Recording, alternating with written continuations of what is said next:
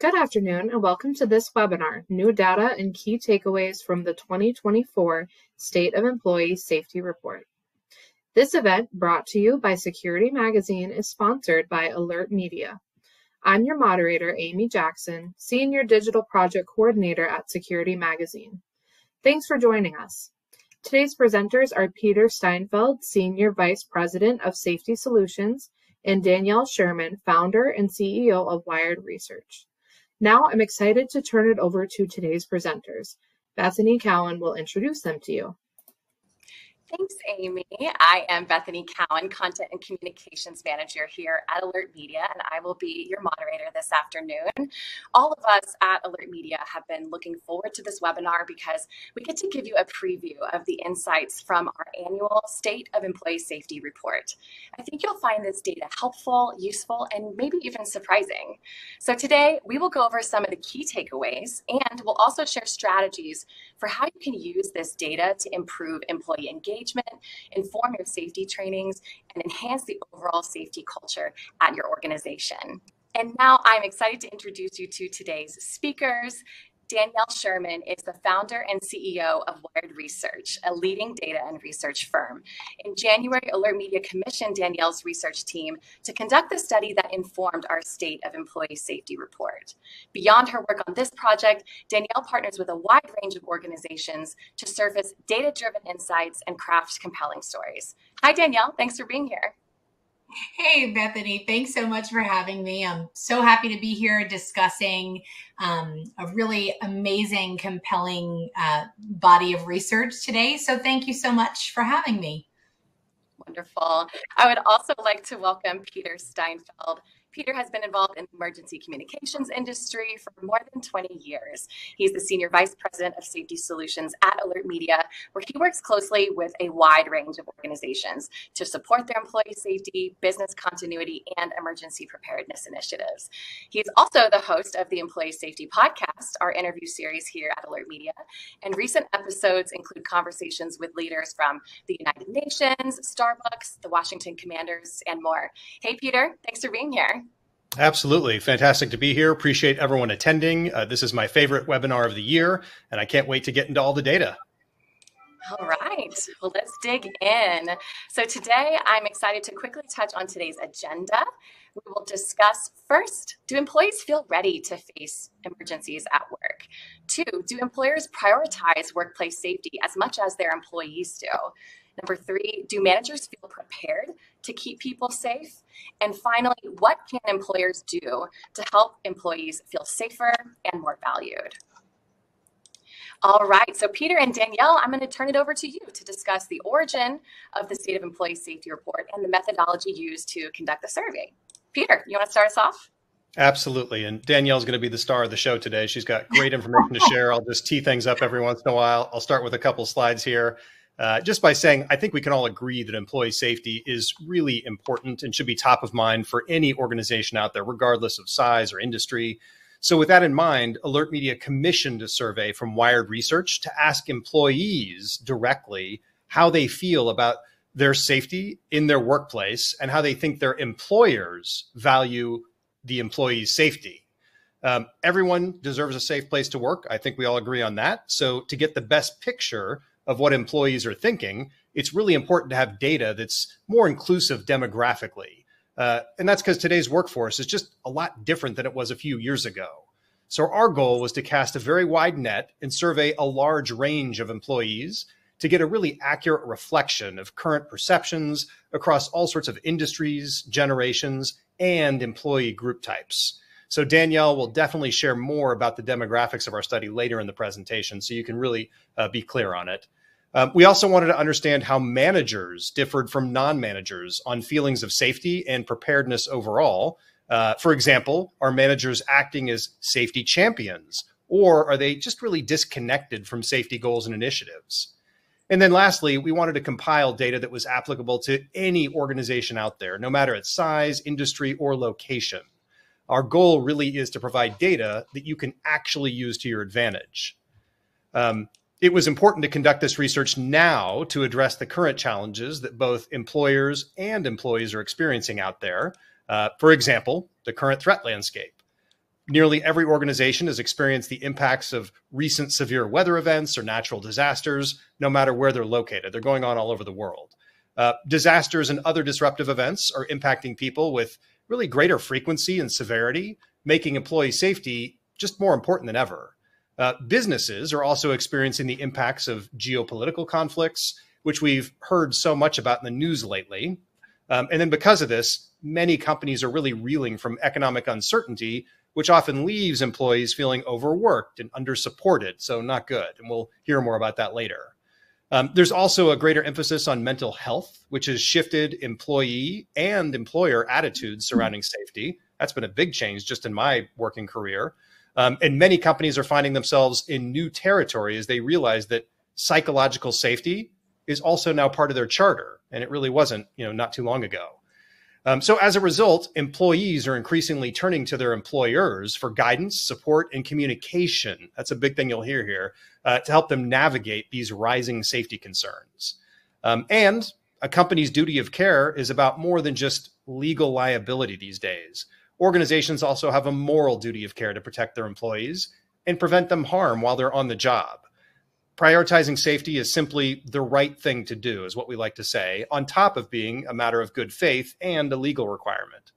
So many organizations have really taken steps to reinvent or maybe reimagine their safety cultures as a result of all these things I've said, the concurrent challenges, which makes this data even more relevant and timely. So with all that being said, Danielle, I'll go ahead and turn it over to you to discuss Wired Research's methodology for conducting the overall employee safety survey. Awesome. Thank you, Peter. So our survey reached a sample of 2,000 American adults, ages 18 and older. All of our respondents were employed full-time and were working at a US-based company. We made sure that we included a broad cross-section of employees. As mentioned earlier, this included both managers and non-managers. Our sample spanned the entire country, which also ensured that we had a nice balanced representation of not just geography, but also industry and key demographics like gender, age, and racial and ethnic diversity as well. The survey itself was fielded between December 1st and December 15th, 2023. So now that we know how our survey was constructed, we're going to dig in now to our survey findings. Want to share some of the report's key insights with you all. So the first theme that is worth discussing today is how prepared employees feel to face all types of emergencies at work. And just for some clarity to ground us all, when we say emergencies, our survey defined that as any incidents that occur at work. And this can include severe weather, cyber attacks, mental health emergencies, and more. And we're going to dig into what some of that looks like in just a little bit. But before we do, we're going to launch a quick poll. Would love to hear from all of you. So please take a moment to answer the question right on your screen with your best guess, and then we'll share the results from our actual survey. So approximately what percentage of your organization's employees do you think have personally experienced an emergency at work? And our choices here, again, these are estimates, 50%, 60%, 70%, or 80%. So go ahead and lock in those numbers. And we'll take just a couple more seconds before we close down the survey and share the results. I still see results coming in, so I'm hesitant to stop it too early. Keep those coming. All right. I think we can probably lock that in now. Yeah. Let's see. You can see here what those final results look like. And this may actually surprise all of you.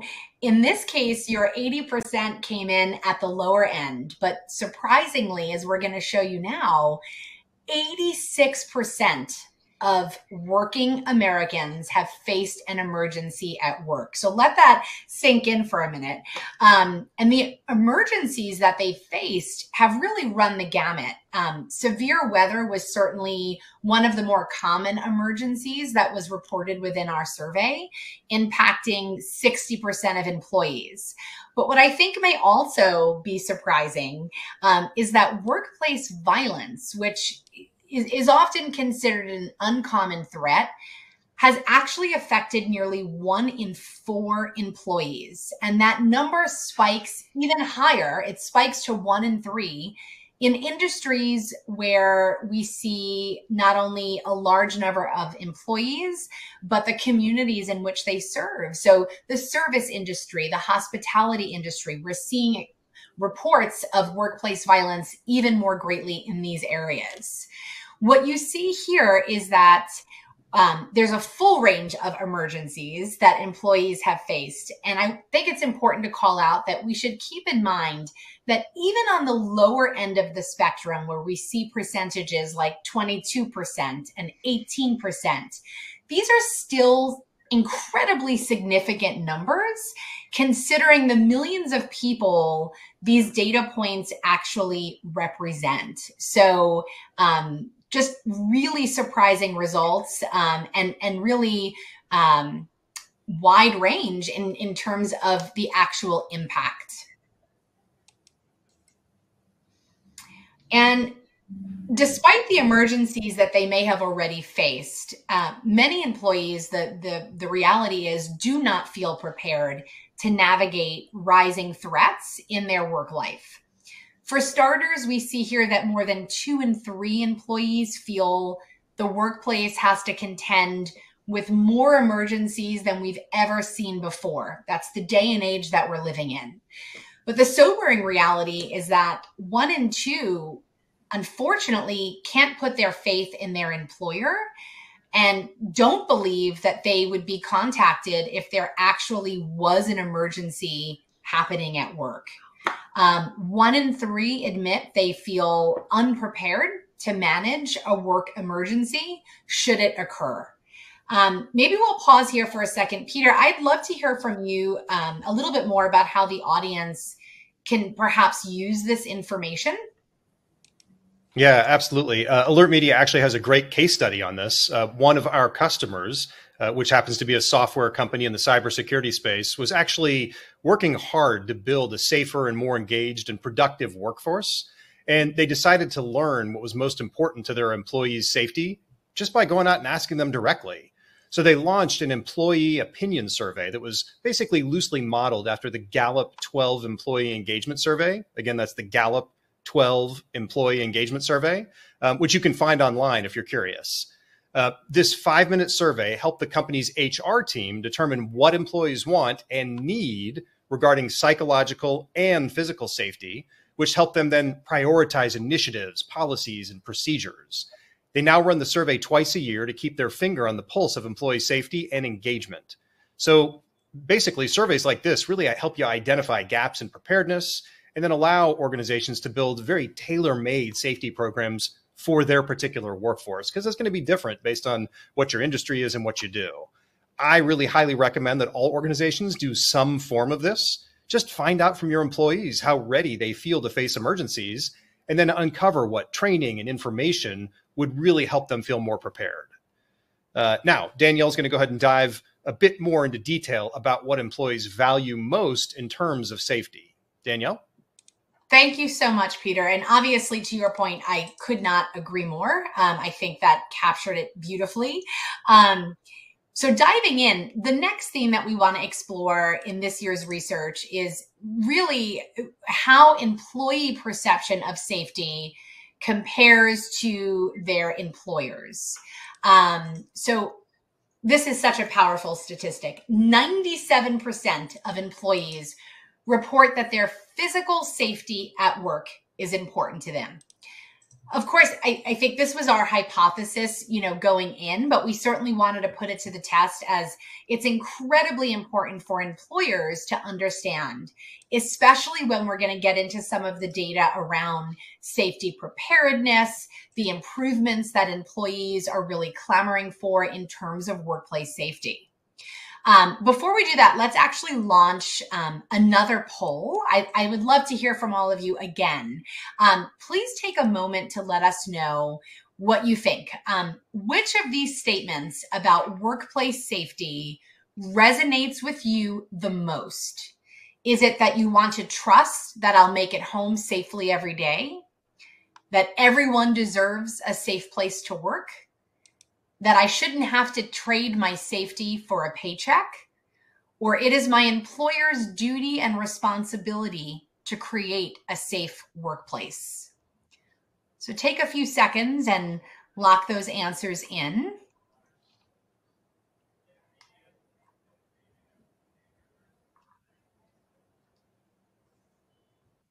I see some numbers still coming in. Yep. A lot of attendees. It's very exciting. Yeah.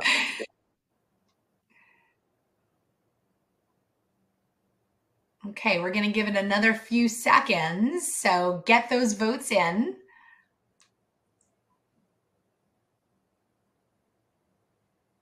I think we're probably good, huh? I think we're good. Yeah. All right, we've locked it in.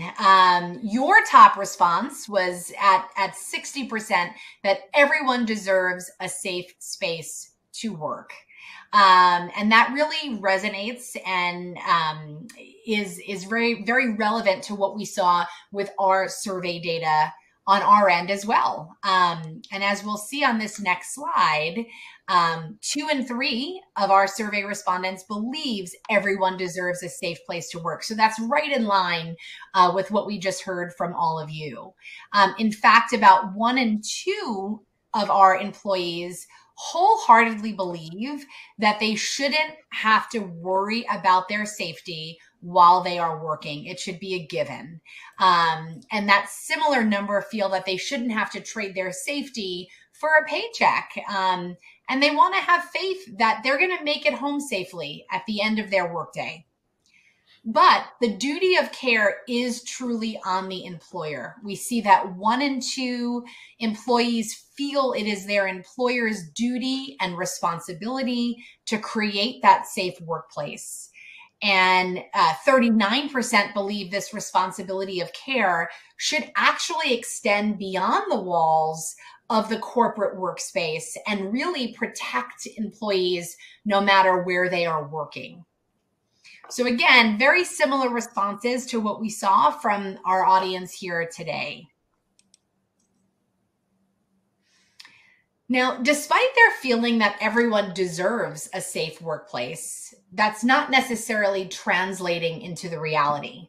We see that employees unfortunately believe that their employers tend to prioritize things like productivity, profits, reputation over safety. And as you'll see on this slide, there is a pretty significant glaring disconnect between the importance that employees place on these areas and the importance they feel their employer places on these same areas. And, this disconnect is really important to call out because it does pose a significant risk to employee engagement and trust. As you'll see on this slide, what we're seeing is that employees are reporting a pretty stagnant or declining safety efforts from their employer. This has been a number that's actually been on the rise since we first started probing on this topic in 2022. What I find really interesting is that industries like healthcare, education, service, and hospitality have seen the most reports of declining safety efforts, putting both the employees and those communities that they're serving at risk. I think coupled with the declining safety efforts that we were hearing about from our survey respondents, we're also seeing this correlation that trust, morale, mental health, they're all being impacted. In fact, more than 7 in 10, you'll see here 71% employees admit that they've actually lost trust in their employer because of those fewer efforts being made. We see that more than 2 in 3 of them have even less of a desire to remain working for their employer in light of all this. And more than 1 in 3 feel that their work environment is actually directly impacting their mental health. So really just significant numbers that we're seeing. And I would love to turn it over to Peter to perhaps discuss how attendees can use this really insightful information. Yeah, absolutely. Thanks, Danielle. And I would say first, please don't shoot the messengers. I know some of this data can be disconcerting, but hey, it's reality. And it's best if you can understand what people are thinking. I think the data will really help you sell up in the organization on the importance of investing in safety. So it's really good stuff. But what I would say is after you've completed the employee survey that we discussed in the last section that I suggested that you do, just take steps to implement changes based on that employee feedback. It's fairly straightforward. If they want more frequent or more in-depth training, add it to your required annual trainings. If they identified a specific type of emergency that they're apprehensive about, you'll hear that a lot. Practice those drills with your emergency response team, and then let employees know what you learned from that experience. It's like a feedback loop. It works really well. Also, be sure to conduct after-action reports following any of your drills and tabletops, as well as your actual emergencies, and then keep up with regular employee surveys at least twice a year or quarterly, like I mentioned before, if possible, to understand how the changes you've made actually meet employee expectations. And then lastly, I really believe it's essential to encourage and actually go out and celebrate incident reporting. We just talked about this on the podcast with someone recently, how important this is to continuously improve your safety culture and then share need-to-know information with employees when it's relevant. All that communication is huge. And incorporating employee feedback in your training initiatives will absolutely help employees feel more prepared to face emergencies. So again, it's a virtuous loop there. Okay, Danielle, back to you. Awesome. Thanks, Peter.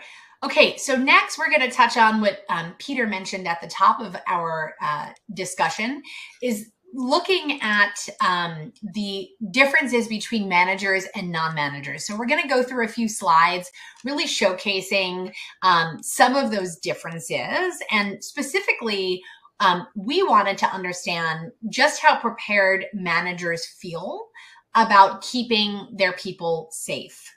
So the first thing that we want to really get a read on was what managers and non-managers are prioritizing in the workplace. As you'll see on this slide, being physically safe at work is universally important to employees, regardless of manager or non-manager status. But when we start to look at some of the other items that we were probing on, that's where we start to see a shift between these two groups. Looking at the way they're thinking about other priorities, like a company's reputation, a company's financial health. These are areas that seem to be spiking in importance more so for our manager audience than our non-manager audience. But knowing whether or not managers consider being safe at work as being important was really only one piece of the puzzle, right?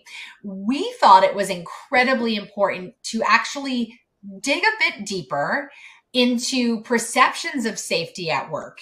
And as you'll see here, significantly more managers than non-managers were quick to applaud their employer for making more of an effort to ensure safety at work across the last 12 months. And while we found that managers within our survey reported being more comfortable reporting safety hazards, more comfortable reporting work concerns than their non-manager peers, the majority of managers, in this case, more than 2 in 3, feel unprepared to train and protect their people successfully. So a pretty significant number. And I want that to sink in for a minute, where they're applauding the efforts that are being made. But on the flip side, we see the majority still feeling unprepared to see their people through safety issues that might occur at work. They feel unprepared to do their training, and just generally unprepared to protect their people. So I guess the big question then that would come to mind is, why don't they feel prepared? And I think this slide does a really great job highlighting the limitations that these managers report they face in keeping their people safe. As I noted on the previous slide, 2 and 3 are saying that they are limited in at least one way.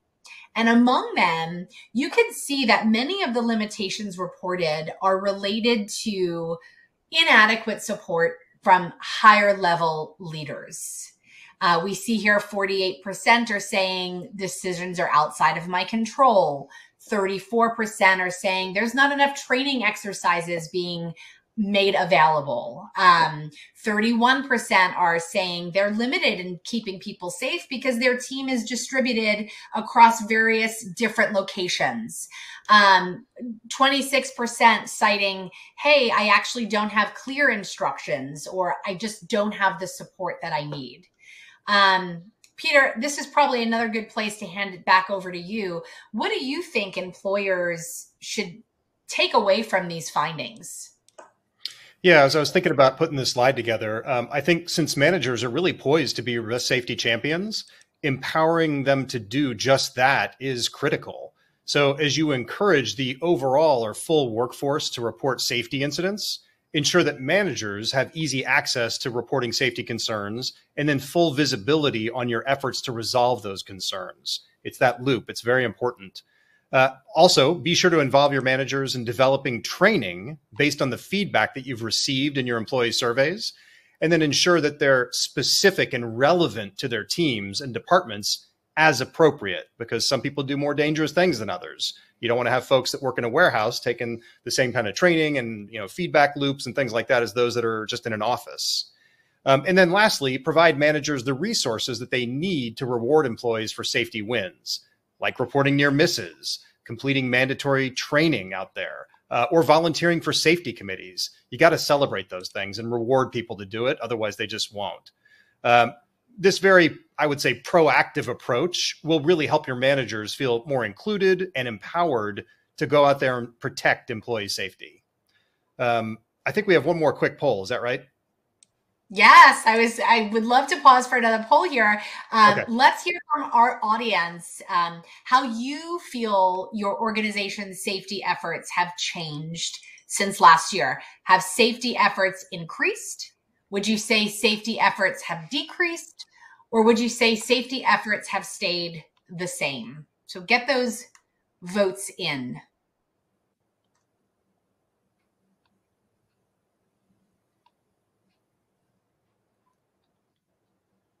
It's been interesting to see the feedback on this over the years as we've come out of COVID, because that definitely has a huge impact on people's perceptions and realities. So this is interesting.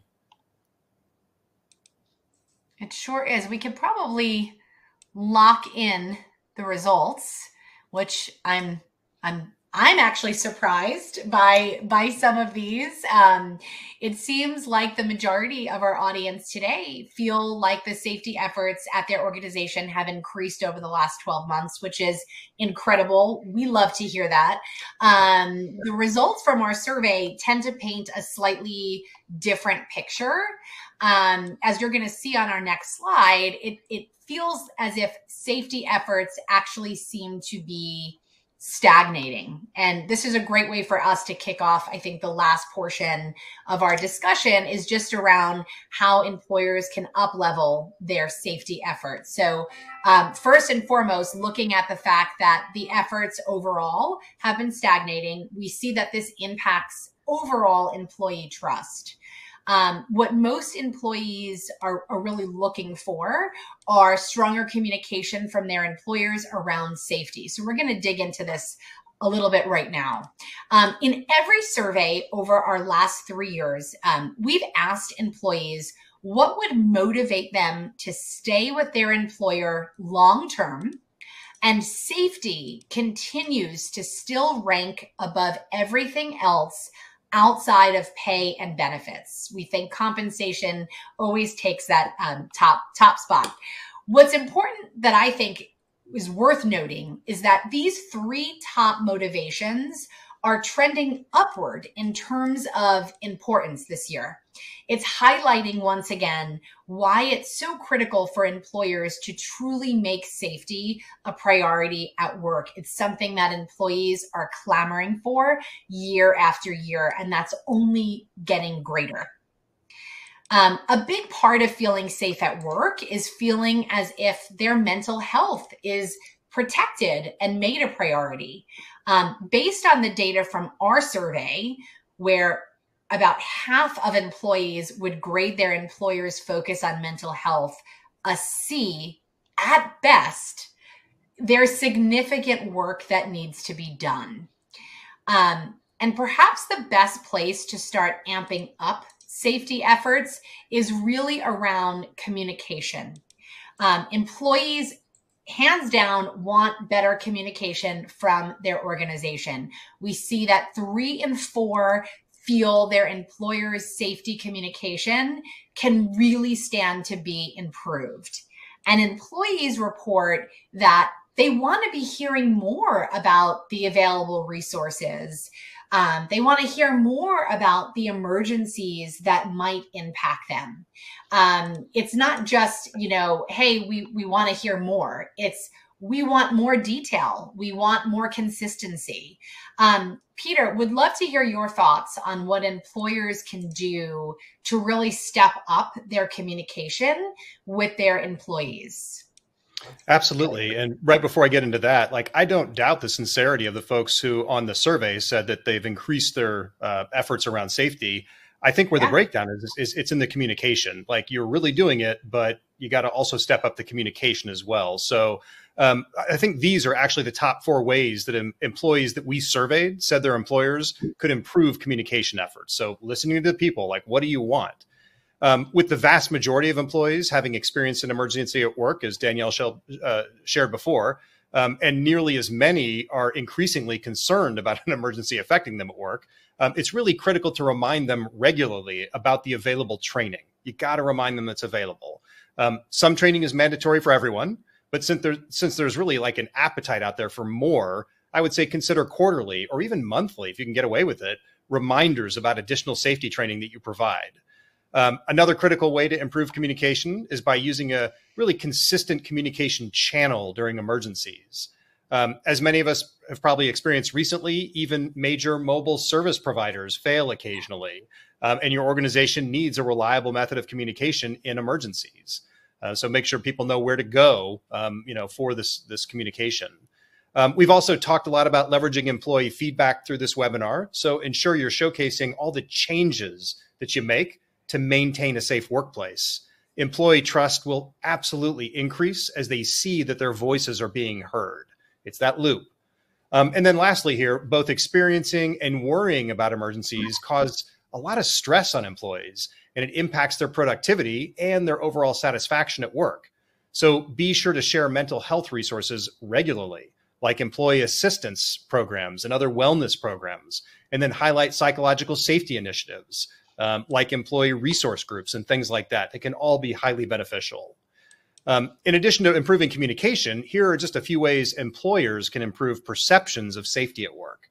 So as you see here, interestingly, employees ask for information and updates on the efforts already underway to prioritize mental health, maintain a safe workplace, and updates to protocols and procedures. So I think this is really good news for security and safety leaders. You don't have to launch a ton of new safety initiatives to improve perceptions of safety at work. Training and drills fall somewhere in the middle, with safety talks and communication channel testing rounding out kind of the end of the list there. But overall, employees really want to see more transparency around safety from their employers and know what to do in the event of an emergency. All right, so that's a great slide there. Pause on it for just a second. Everyone let it sink in. And then Bethany, back to you. Awesome. Thank you so much, Peter and Danielle. Such a fascinating sneak peek at the 2024 State of Employee Safety Report. Just so many great ways for organizations to start implementing this now. We have a few minutes for questions, but I want to take a quick minute to just launch this poll. AlertMedia has a team of experts who know employee safety inside and out, and we'd be happy to talk to you about your specific needs, help you create a specific plan of action, or update the current plan that you have now. So just take a moment to let us know. Would you like to hear more about how AlertMedia can help you improve employee safety at your organization? Take a couple more seconds just to get that in. I absolutely love the point that you brought home for us there at the end, both Danielle and Peter, just that, we've heard from our audience here today, we're doing so much to improve safety at our organizations. How do we translate that now so that our employees and on the ground workers are really feeling that impact, right? And really feeling that psychological safety that comes from all these efforts that we're doing. All righty, we've got lots of time here for questions. I'm really excited to dig in. We've already seen some coming through, and I'll do my best to direct these to each of you. I'm going to start here with you, Danielle. Let's see here. You talked about at one point how a large majority of employees have experienced an emergency at work. Did any of those folks respond to questions differently from people who have not experienced an emergency at work? Like, is there a breakdown there? Yes, and I love that question. We saw that 86% of employees who have experienced an emergency at work are actually almost twice as likely to say that they sometimes feel unsafe while working. So almost twice as more likely than those who've never experienced that emergency. The data also show that they were also 20% more likely to trust their employer less if they gave insufficient attention to safety. So really proving to us that those who have experienced emergencies at work, you might say that they're just more primed to feeling like there's a higher expectation around what their employer should be doing. They're a little bit more prone to feeling unsafe because of that experience. Wow. That is very surprising. You think that experience would make them feel more resilient, but it's just the opposite. That's so interesting.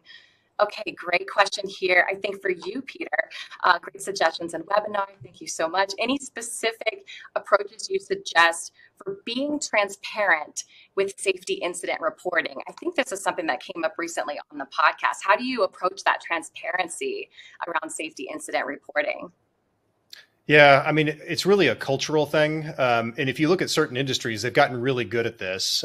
One of the biggest ones is the airline industry. No joking here. I know there's been some issues lately, but if you talk to anyone involved in airline safety or pilots, flight attendants, things like that, they are never shy to say, hey, something's wrong here. I just screwed up. Something went bad. They never shame that person. They just say, okay, let's isolate the problem or the issue from the person, and then let's learn from it. So it really fundamentally is a cultural thing. You have to tell people, just report what happened. We cannot tolerate, bad things happening, but we know they do. People aren't perfect.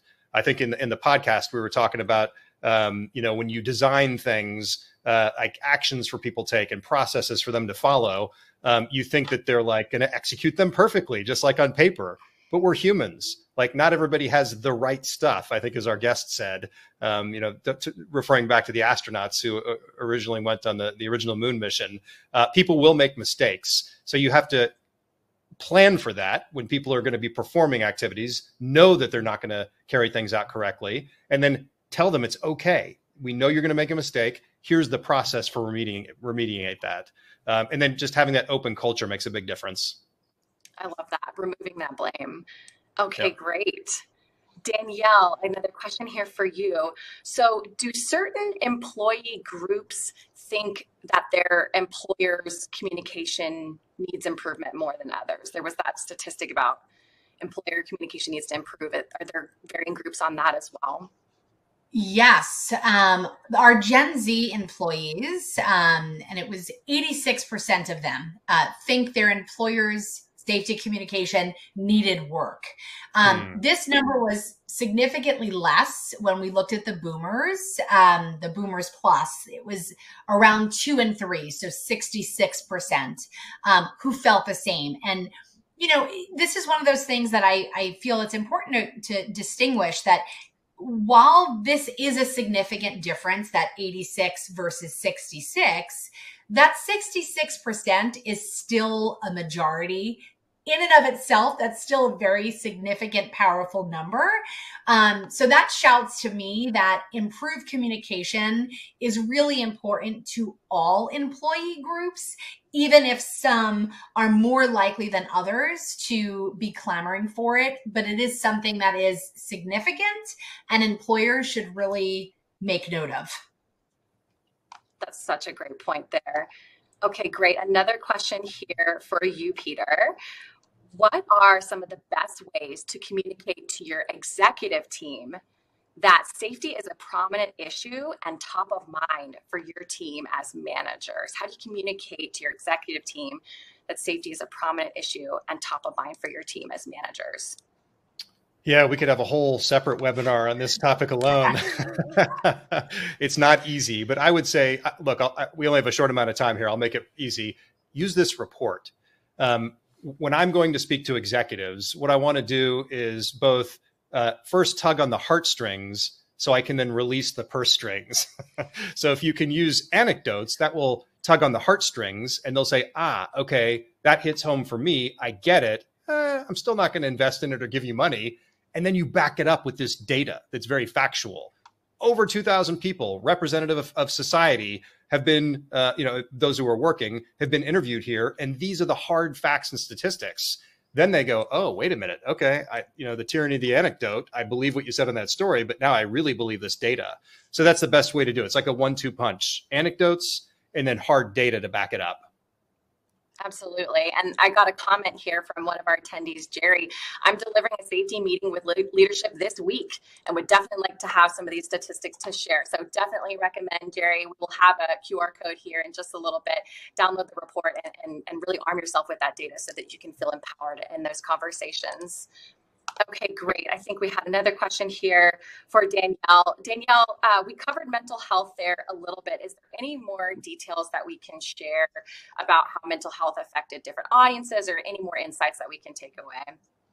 Yeah, great question. And I think, as Peter said, we could probably have a whole webinar on that as well. We actually gave a lot of time and attention to this topic because it is something that we were seeing, for lack of a better word, trending year over year. It's getting more attention, as it should. So we asked within our survey how employees prioritize mental health along with other safety concerns. And we saw that 62% of all of our respondents actually say that it is extremely important to them. Not just important, it's extremely important. In terms of whether or not different groups were citing that as something important to them, we did find that women in particular and younger employees of all genders were more likely to prioritize mental health among some of the other safety concerns as well. The younger employees also report mental health incidents at work to a greater degree than their older colleagues. They're more likely to make those reports. And this is probably, from other research that we've done, we think it's likely due to a greater awareness of mental health issues, a greater awareness of the prominence of support systems. So definitely saw some interesting differences among some of those demographic groups. But again, 62%, that's a majority of all of our respondents, say that mental health, at work is definitely something that is extremely important to them. Absolutely. So many great takeaways there. I've got another question here for Peter. Peter, how do we keep employees engaged while regularly sourcing their feedback? We talked about, launching surveys regularly, following up on that. How do you make sure that you keep them engaged through all the company noise? Yeah, and there's a lot of noise out there, and there's responsibilities. People just need to do their jobs, and they can sometimes look at safety as like, it's this other thing I got to be concerned about, and they seem to get more excited about it after something bad happens, not before. So that's always a tough challenge. I would say, remember first just to ask employees how concerned they are about experiencing an emergency at work, like get that out on the table, and then tie each new survey and safety initiative back to addressing their specific concerns. This will then remind them that while they're expected to provide feedback, their feedback is actually taken seriously and then directly impacts their safety. You got to get them involved in the loop and make them feel like they're a part of it. Absolutely. And kind of a piggyback question on that. What are some of the top forms of communications you would use today that are effective and drive engagement with safety? So getting more specific on the types of communications.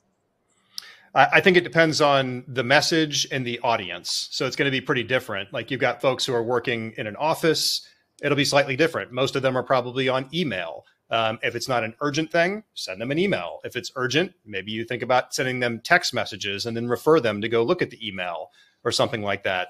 You got folks who work out maybe in a manufacturing floor, or they're out in the field a lot. They maybe don't have email accounts or check them once a week or something. So you have to take that into consideration. You might think of other sources, like literally just having posters in lunchrooms or on the manufacturing floor or wherever they might be. Also, maybe collecting personal addresses, telling people, look, we're never going to communicate with you at home or through your personal addresses about anything other than safety, but we'd like you to share those with us so we can send those to you because we know you'll have a little bit more time to read that email from us while you're at home about safety on the job. Again, be very careful. You want to make sure you speak with your legal counsel and that you're not sending messages to people when you shouldn't be. But generally, we've seen that if you're communicating about safety and emergencies, it's okay to communicate with people off hours or on personal channels. But again, talk with your legal counsel. Fantastic. Well, I think that's about all the time that we have here for questions. Thank you so much, everyone, for being here. Remember that any specific questions that you have that we didn't get to today, you can absolutely take a look at this report. Almost all of the data in here, we couldn't cover all of it. We only had a limited time. But if you have any more questions about what we can get more insights from, it is all here in the report. So feel free to take a second there and go ahead and download those and make sure that you're armed for these big conversations that you're having and can implement these learnings into your programs today. Okay, great. Well, I want to just thank you again, Danielle and Peter, for joining us today. Such a great conversation, and just thank you for giving our audience an insider scoop on this data. It really is industry-leading research that will be useful to any organization. And if you want to continue the conversation with either of our guests, you can email them here at the addresses on the slide. Oh, we're getting some requests to slide back to the QR code. I'm going to stay here just a little bit longer so that folks can grab this and take away. Lots of appetite here, which we're excited to see. But thank you so much again, everyone. And if you have any specific questions, feel free to reach out to Danielle and Peter here. I'm going to advance here to their contact slide one more time. Grab that, and then we're good. Okay, thank you all so much for spending part of your afternoon with us. We really appreciate your participation and engagement and hope to see you at a future AlertMedia webinar. I'd also like to thank Amy and everyone at Security Magazine for having us today.